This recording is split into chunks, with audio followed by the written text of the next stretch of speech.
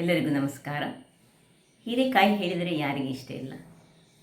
ಹೀರೆಕಾಯಿ ಒಂದು ಆರೋಗ್ಯದಾಯಕವಾದ ವೆಜಿಟೇಬಲ್ ಅಂತ ಹೇಳ್ಬೋದು.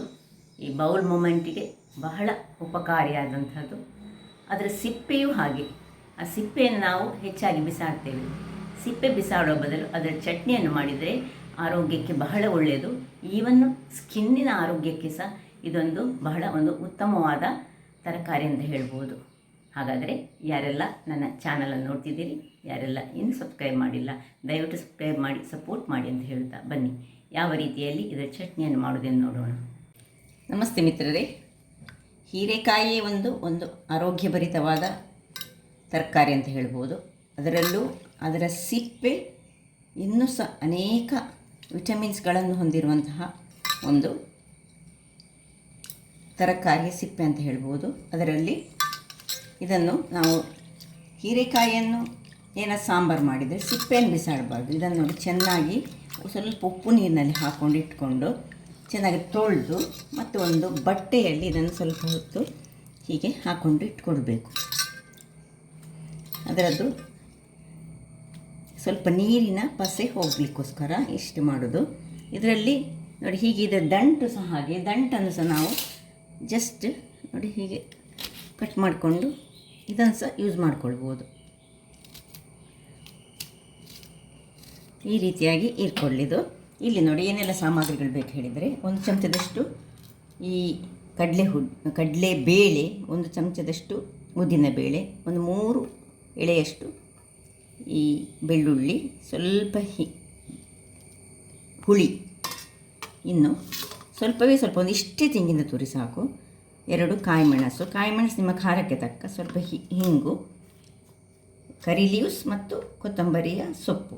ಈಗ ಮೊದಲಿಗೆ ನಾವು ಒಂದು ಬಾಣಲೆಯನ್ನು ಇಟ್ಕೊಂಡು ಅದರಲ್ಲಿ ಅದು ಬಿಸಿಯಾಗುವಾಗ ಅದಕ್ಕೆ ಸ್ವಲ್ಪ ಎಣ್ಣೆ ಹಾಕೊಳ್ಳೋಣ. ಇಲ್ಲಿ ಬಾಣಲೆ ಬಿಸಿಯಾಗಿದೆ. 2 ಚಮಚದಷ್ಟು ಎಣ್ಣೆಯನ್ನು ಹಾಕೊಳ್ಳೋಣ. ಇನ್ನು ಕೇವಲ ಕಡಲೆಬೇಳೆ ಮತ್ತು ಉದ್ದಿನ ಬೇಳೆಯನ್ನು ಹದ ಉರಿಯಲ್ಲಿ ಫ್ರೈ ಮಾಡಿಕೊಳ್ಬೇಕು.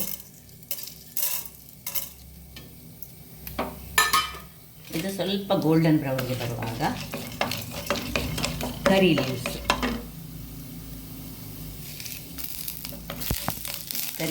ಹಾಕೊಳ್ಳೋಣ.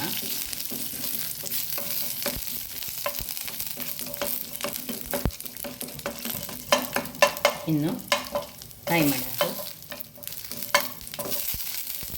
ಇಲ್ಲಿ ಇದನ್ನು ಸ್ವಲ್ಪ ಪಸೆಯನ್ನು ಟ್ಯಾಪ್ ಮಾಡಿಕೊಂಡು, ನೀರಿನ ಅಂಶ ಇರಬಾರ್ದು ಇದರಲ್ಲಿ, ಸ್ವಲ್ಪ ಇದನ್ನು ಹೀಗೆ ಮಾಡಿ ಇದಕ್ಕೆ ಟ್ರಾನ್ಸ್ಫರ್ ಮಾಡಿಕೊಳ್ಳೋಣ.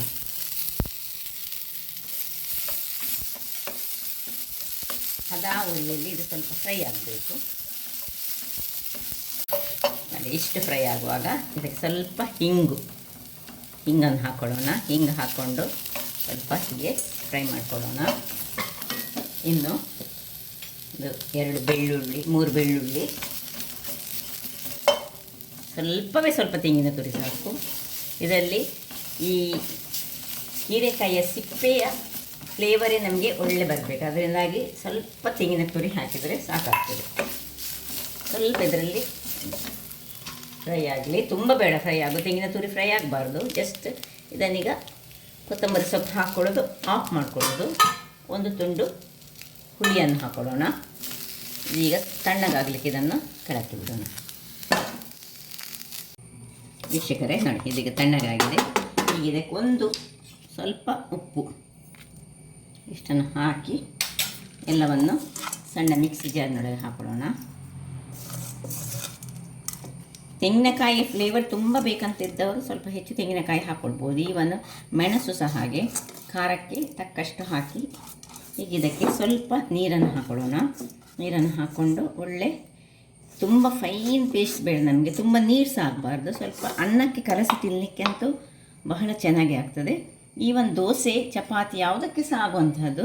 ಸೊ ಇದಕ್ಕೆ ಸ್ವಲ್ಪ ನೀರನ್ನು ಹಾಕ್ಕೊಂಡು ಏನು ಫ್ರೈ ಮಾಡಿದ್ದೇವೆ ಅದರಲ್ಲಿ ಇಷ್ಟು ನೀರನ್ನು ಹಾಕ್ಕೊಳ್ತಿದ್ದೇನೆ. ಈಗ ಮುಚ್ಚಳವನ್ನು ಮುಚ್ಚಿಕೊಂಡು ಗ್ರೈಂಡ್ ಮಾಡಿ ತರ್ತೇನೆ. ವೀಕ್ಷಕರೇ ಇಲ್ಲಿ ನೋಡಿ, ಒಂದು ರುಚಿಕರವಾದ ಹಾಗೂ ಆರೋಗ್ಯದಾಯಕವಾದ ಚಟ್ನಿ ರೆಡಿ ಆಯಿತು.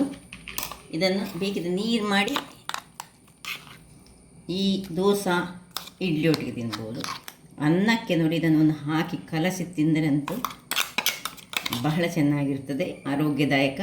ಯಾರೆಲ್ಲ ವೆಯ್ಟ್ ಲಾಸ್ ಮ್ಯಾನೇಜ್ಮೆಂಟ್ನಲ್ಲಿದ್ದಾರೆ ಅಂಥವರಿಗೆ ಸಹ ಬಹಳ ಉತ್ತಮ. ಇದಕ್ಕೇನು ಒಗ್ಗರಣೆ ಅಗತ್ಯ ಇಲ್ಲ. ಸೊ ನೋಡಿದ್ರಲ್ಲ, ಬಹಳ ರುಚಿಕರವಾದ ಒಂದು ಹೀರೆಕಾಯಿ ಸಿಪ್ಪೆಯಿಂದ ಮಾಡಿದಂತಹ ಒಂದು ಚಟ್ನಿ ರೆಡಿಯಾಗಿದೆ. ಈ ಹೀರೆಕಾಯಿ ಸಿಪ್ಪೆ ನಾವು ಹೆಚ್ಚಾಗಿ ಬಿಸಾಡಬಾರ್ದು. ಅದರ ಬದಲು ಹೀಗೆ ಅದನ್ನು ಸ್ವಲ್ಪ ಬೇಕಿದ್ದರೆ ಆ ದಿವಸ ಮಾಡಲಿಕ್ಕೆ ಆಗದಿದ್ದರೆ ಫ್ರಿಜ್ಜಲ್ಲಿ ಇಟ್ಟುಕೊಂಡು ಮರು ದಿವಸ ಹೀಗೆ ಚೆನ್ನಾಗಿ ಸ್ವಲ್ಪ ಉಪ್ಪು ನೀರಿನಲ್ಲಿ ಹಾಕಿ ತೊಳೆದ್ರೆ ಬಹಳ ಉತ್ತಮ.